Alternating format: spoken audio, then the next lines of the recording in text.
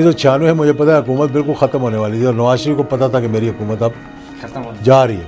जब इस्टेब्लिशमेंट की तरफ देखते हैं और इस्टेब्लिशमेंट पे कोई उंगलियां उठती हैं तो हमें दुख होता है, हमें अफसोस होता है इस बात पर। और तैयब उर्दगान की मुझे जो एक बात पसंद आती है कि वो एक नहायत ही मुखलिस मुसलमान, लेकिन मंदिर बनाने के लिए बहुत से उलमा का ये फतवा है कि मंदिर बनाने के लिए एक मुसलमान हुकूमत जो है वो मुसलमानों का टैक्स का जो पैसा है वो नहीं खर्चे। आपने देखा जी पीपल्स पार्टी और मुस्लिम लीग आपस में एक दूसरे के आमने सामने आ गए और फिर भुट्टो और ज़ियाउल हक जिस तरह आ गए, नवाज शरीफ ने मर्द मोमन मर्द हक का नारा लेके चला और दूसरी तरफ से वहाँ पे पीपल्स पार्टी सामने आ गई। आज ये इस पर इमरान खान पे लोग ब्लेम करते हैं। हमारा तो ये सोशल मीडिया और हमारी अपोजिशन ये हो गई है कि वो मुल्क के मफादात को नहीं देखते, वो देखते हैं कि हुक्मरानों को नीचे कैसे दिखाना है। बिस्मिल्लाहिर्रहमानिर्रहीम, अस्सलामु अलैकुम नाज़रीन, आवाज़ हक में खुशामदीद। आप सब बहन भाइयों का बेहद शुक्रिया। अल्हम्दुलिल्लाह हमारे चैनल बल्कि आपके यूट्यूब चैनल एजाज़ुल हक ऑफिशियल के इस वक्त 9000 सब्सक्राइबर हो चुके हैं। आपकी राय का हम एहतराम करते हैं। आपके जहन में अगर कोई सवाल हुआ करे तो वो भी हमें आप कमेंट्स में ज़रूर पूछा करें। आज हमारा जो मौजू है पूरी दुनिया में इस वक्त उस पर बहस हो रही है। कुस्तुन दुनिया की फ़तह की अलामत मस्जिद आया सूफिया में फर्जंदान इस्लाम का ठाठे मारता जो समंदर बरोज़ जुम्मा वहाँ दुनिया ने देखा। तुर्क सदर की आमद पर नारा तकबीर की गूंज सुनाई दी। तैयब उर्दगान ने मस्जिद में मौजूद तमाम अफराद ने सजदा शुक्र अदा किया। मस्जिद में ख़वातीन के लिए अलग इंतज़ाम किया गया था। कोरोना वबा के बाद समाजी फासलों का भी ख्याल रखा गया। तो इस हवाले से आज हम एजाज़ुल हक साहब से गुफ्तगू करेंगे। बहुत शुक्रिया एजाज़ुल हक साहब। बिस्मिल्लाहिर्रहमानिर्रहीम, बहुत शुक्रिया आयत साहब।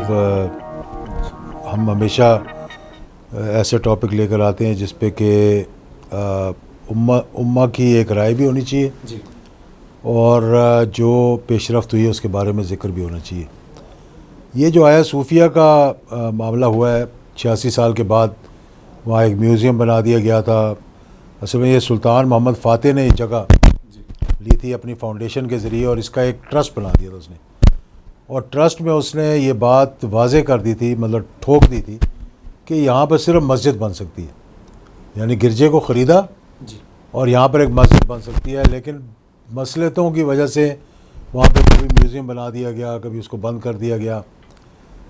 तो अब तुर्की के कोर्ट ने इतने अरसे के बाद एक फ़ैसला दिया कि भाई ये मस्जिद ही होनी चाहिए और ये क्योंकि एक वसीयत है सुल्तान मोहम्मद फ़ातेह की और उसके मुताबिक इसको मस्जिद बनाना चाहिए। ठीक है, ये बहुत से ऐसे फ़ैसले आते हैं। बात यह है कि उनको इम्प्लीमेंट करने की आप में ज़रूरत है कि नहीं है जी। और तैयब उर्दगान की मुझे जो एक बात पसंद आती है कि वो एक नहायत ही मुखलिस मुसलमान हुक्मरान है और दीन का जज्बा उसके अंदर कूट कूट कर भरा हुआ है।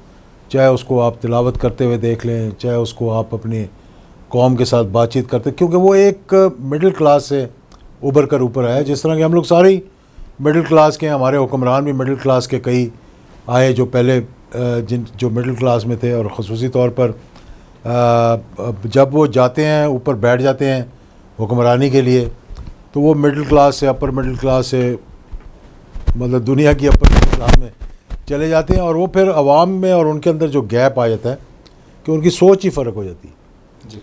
यहाँ पे बहुत से ऐसे वाक़यात हुए कि तैयब उर्दगान ने बड़े ठोक कर फ़ैसले किए अपनी कौम की हक़ में भी और मुसलमानों के भी हक़ में। और उसने नहीं देखा कि भाई कोई मैं मसलतों का शिकार हो जाऊँ। माजी में आपको पता है जब अमेरिका ने बड़ा प्रेशर डाला था उनके ऊपर तो उसने कहा कि टेलीफोन जो है वो हम मतलब अमेरिका की अशिया को इस्तेमाल ही नहीं करेंगे और उसने आईफोन को उठा के फेंक दिया। उसने कहा हम कोई और ब्रांड ले लेंगे या अपना ब्रांड निकाल देंगे। हैं जी, डॉलर जलाना शुरू कर। हाँ, मतलब वहाँ के लोगों ने फिर लोग ऐसे जज्बाती हैं वहाँ के और वाकई वो जब जैसा हुक्मरान होता है जी, और जैसे उनको गाइड करता है वो उसी की फिर उस पर चलना शुरू होता है। अगर आप डरते रहें, खौफज़दा हो जाएं, जिस तरह हमारे बहुत से इश्यूज़ जिसका मैं बाद में ज़िक्र करूँगा, तो ये जब फ़ैसला हुआ और उसको इम्प्लीमेंट करना था तो बड़ी जुर्रत के साथ ये फ़ैसला किया। तो इस पे क्योंकि फ़्रेंच का इन्फ्लुएंस वहाँ पे बड़ा रहा है तो शुरू में जो मालूमात आई उसमें ये कि भाई फ़्रेंच हुकूमत ने और मैक्रोन ने जो उनका सदर है उसने एक बड़ा सख्त स्टांस लिया और उसने क्या किया कि एक टर्किश इस्लामिक स्कूल था फ्रांस के अंदर, पेरिस में, उसको बंद कर दिया। तो बहुत से फ्रेंच स्कूल थे तुर्की के अंदर, तो तैयब एर्दोगान ने उसको कहा कि सारे के सारे बंद कर दो, यानी कोई 70 के करीब थे। तो उसका रिएक्शन क्या हुआ कि वही फ्रेंच हुकूमत जो तुर्की का स्कूल को बंद कर रही थी, उसने कहा नहीं नहीं, हमें बताएं जी कि वो स्कूल भी खोलते हम, और हमें हमारी तरफ से क्या खिदमात हैं जो हम दे सकते हैं। तो ये एक मैं समझता हूँ कि अगर वो इसी मसलियत का शिकार रहते हैं जी कि फ़्रांस है, सुपर पावर है, यूरोपियन यूनियन में एक बड़ा उसका किरदार है, कहीं हम पे ये ना हो जाए सैंक्शन ना लग जाए, कहीं हम पे ये ना हो जाए कि हम मुश्किलात का शिकार ना हो जाए। इसी तरह से पिछले दिनों मैं देख रहा था, इस तरफ मैंने गौर किया और मुझे एकदम वो मंदिर का जो आपने जिक्र किया जिसका, मुझे वो ख्याल आ गया। मैं ख़ुद मजहबी अमूर का और अक़लीती अमूर का, मिनॉरिटीज़ भी मेरे पास दोनों रहे 3-4 साल तक।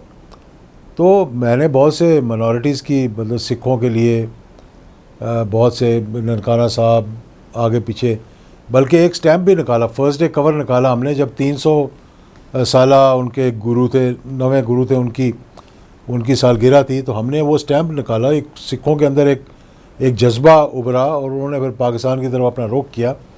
इस तरह हिंदुओं के भी जो फंक्शन होते थे, कभी दिवाली हो गया, कभी हम वहाँ जाते रहे। लेकिन ये कहना जी कि हम मंदिर बहुत से बने हुए हैं, उनके इबादत गाहें हैं, हुकूमत का ये काम नहीं है कि जैसे कि अब सिखों की जो जगह करतारपुर हो गया, ननकाना साहब हो गया, हसन अब्दाल पंजा साहब हो गया, यहाँ पर जितना अखराजात होते हैं वो अवैक्यू ट्रस्ट प्रॉपर्टी, यानी जो कि उन्हीं की प्रॉपर्टी छोड़ी हुई थी, जिसको कहते हैं मतलूका औकाफ, उसके ज़रिए वो इस्तेमाल होते रहे और होते रहे हुकूमत ने भी।